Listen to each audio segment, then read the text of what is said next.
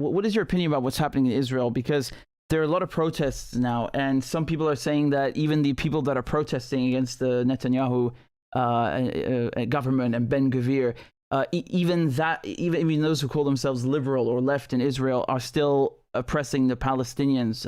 Would you agree with that assessment? And what do you think of all these protests? Well, the protests are important. Netanyahu's right-wing government is dismantling the democratic functioning of Israel for Israeli Jews. The system worked pretty well as anywhere, for the privileged part of the population, Israeli Jews. As far as Palestinians in Israel have some rights, second-class citizen, but kind of like suppressed populations almost everywhere. The occupied territories is just, it's worse than apartheid. I've never called it apartheid because it's worse than apartheid.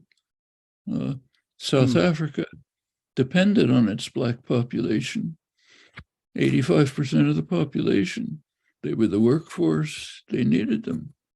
South Africa tried actually to get the Bantustans to be recognized, try to make them look viable.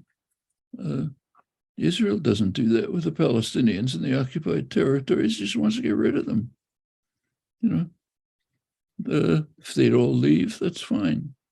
What Israel's developing is a kind of classic neocolonial system. For the privileged elites in Palestine, in the occupied territories, you give them something. So Ramallah is a functioning city of theaters, restaurants, nice place for the Palestinian elite.